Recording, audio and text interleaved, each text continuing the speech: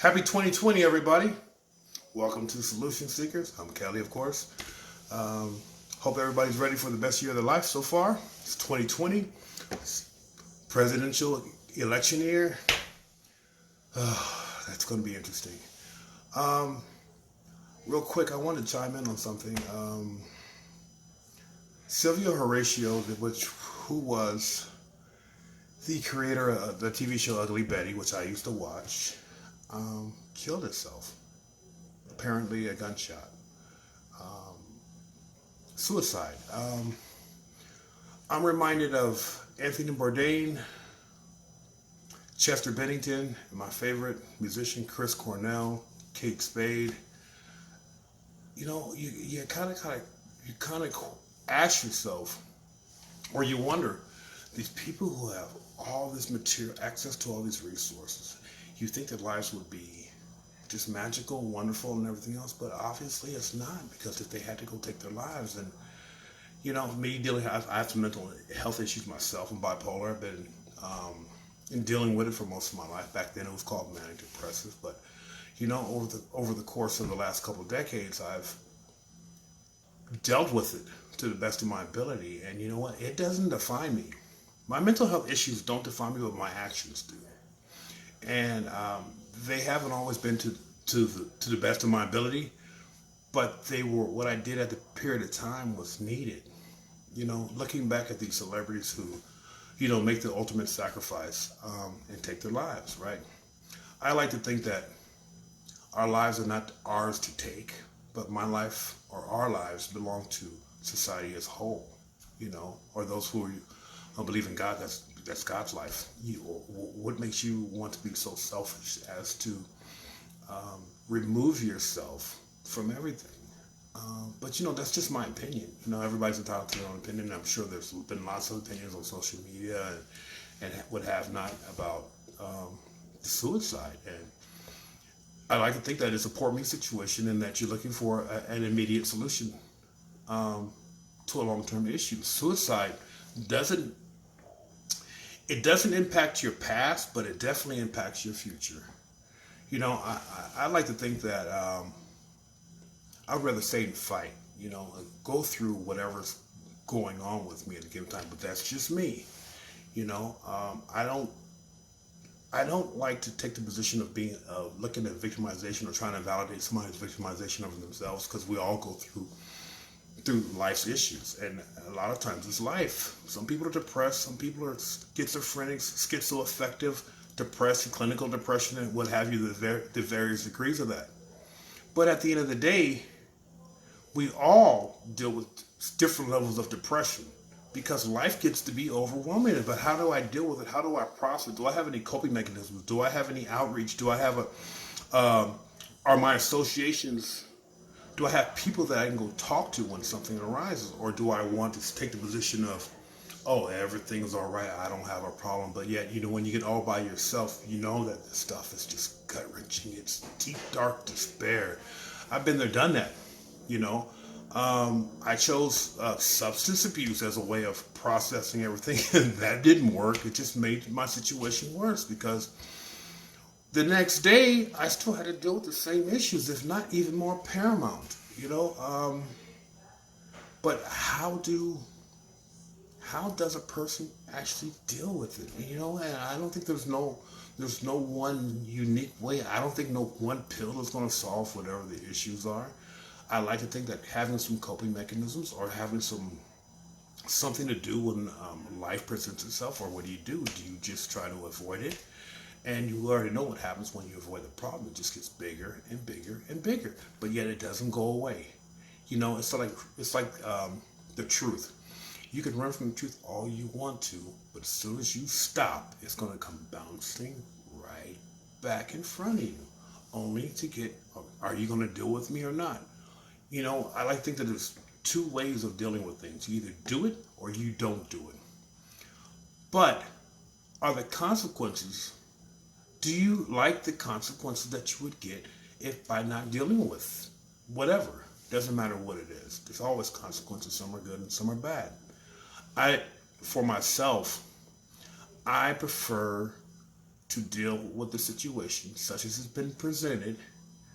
And at least if the decisions that I'm making are working against me, at least I had some say in it, as opposed to not doing anything and letting life make some decisions. Because, for some of us, let me rephrase that. For many of us, we have some issues that nobody else can solve for us. We have to deal with them ourselves. And you know what? That's one of the reasons that I basically created this channel, was because I think everybody's looking for a solution, some type of solution for a given situation, but they just don't know how to go about approaching it. Me myself, I'm always guns blazing like I do when I'm playing video games, and just deal with it. And to the best of my ability, it's gonna get, but in that moment, I'm going to be able to, one, learn what I'm capable of about doing. Two, I'm being able to see my shortcomings. And then hopefully, three, once I can sit back and see how the situation ended up, I can make an analysis, and then seeing that when the same situation presents itself next time, I know how to deal with it. I don't think it's never easy. I don't think things are hard. I just think that they are what they are, and that emotionally, we as human beings put too much emphasis on a certain situation. Easier said than done. I wasn't able to do that initially, but it took some time, and I said things are just as they are, and they're going to get better if you believe that it's possible. Removing the possibility of blindness and just going straight to it. What's the worst that's going to happen? I'm not going to be dead. I'm not going to be homeless. I'm not going to be back in prison again. I'm not going to be broke.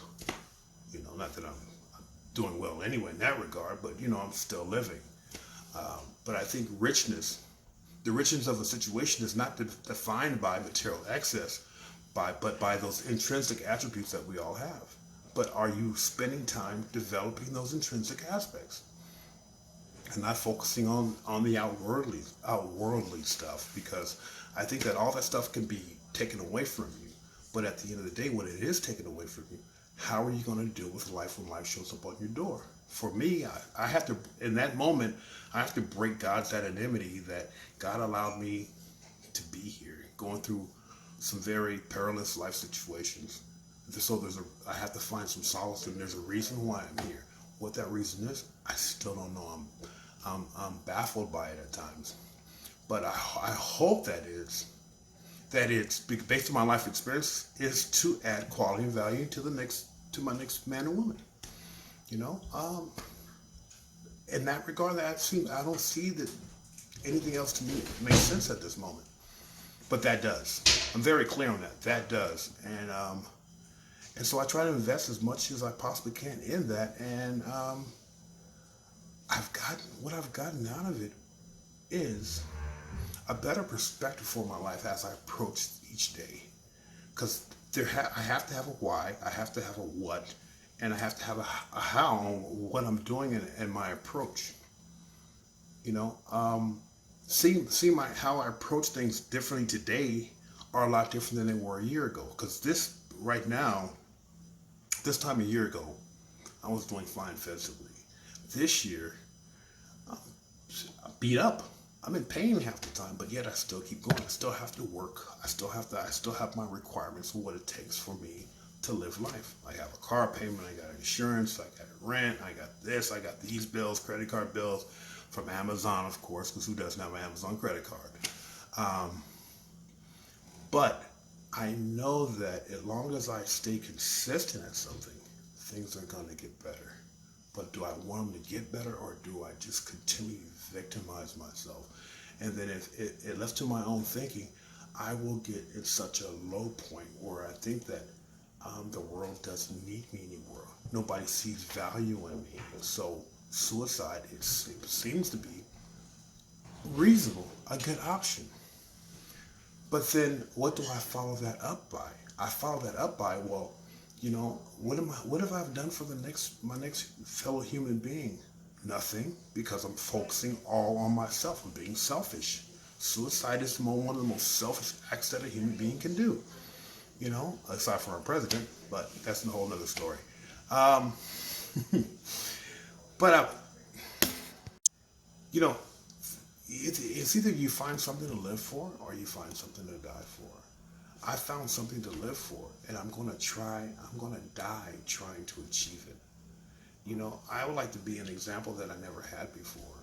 Um, I've contemplated suicidal numerous times, but it was only because of that deep-seated anguish and despair. Because I didn't think that I had the capacity. I didn't think I was actually qualified for anybody to love me. I felt so poorly about myself and my situation. But you know what? That was my own thinking. Because you know what? And a lot of times I don't even go, when life gets tough for me, I don't worry about my feelings. I worry more so about how other people perceive me and how they feel about me. Because left to my own devices, I'm gonna feel like crap half the time because I can have a pity party. I'll just go to the store, buy a box of Kleenex, write my name on it, get me some chili fries, sit there in front of the PlayStation. Oh, poor Kelly. Poor Kelly. Why me? Why me? Why not me? What makes you think that I'm not exempt from any of this? But what I do have today, and it's only taken through some sheer hard life experiences, is that you know what? My life becomes the quality of my life becomes contingent upon that which I'm willing to put effort into, and what sacrifices I'm willing to make. Am I willing to express love? Am I really willing to express emotion? Am I going to open myself up to the possibility, removing the possibility blindness? It's possible. I have to repeatedly tell myself it's possible. I stole that from Les Brown, of course, but it just those two words alone. Once you start saying them, then it becomes a belief system because people believe in me when I don't even believe in myself. And I like to tell everybody, people that come in contact, man, if nobody believes in you, well, I do. That's a far cry from the person I used to be prior to 2012, but today is a new day. Yesterday, there's nothing I can go about changing yesterday or any time beyond that. But what I can change is today and hopefully tomorrow. But tomorrow might be a tough day, but you know what? My gratitude comes from having the ability to open my eyes each day. Because you know what? If you think you're having a bad day, just think if you never had another one. And I think that the prospect of that, many people get kind of stoked in that. But you know what? For the people that have kids or family members who are going to miss them, there's opportunities, things that you've always wanted to do. There's dreams and goals and ambitions that you've always wanted to see or do or take a part of. Like I want to see Australia. I want to go to Brazil. I like to go to South Africa. I like to go to India. See the Taj Mahal. I like to go to Turkey, Israel. The list goes on and on and on. But if I can't peer inside of myself first and foremost, and try to work on those inner mechanisms that will enable me to become a participant in life, none of that is going to be a reality.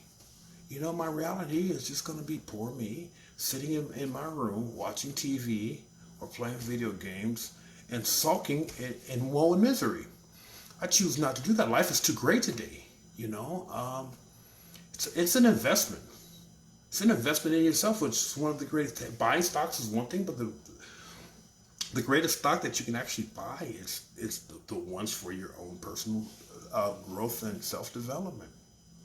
I think I said enough on this issue, and I just want everybody to know that if nobody's told you today, Kelly loves you, and it's possible you can have the life that you've always wanted to have.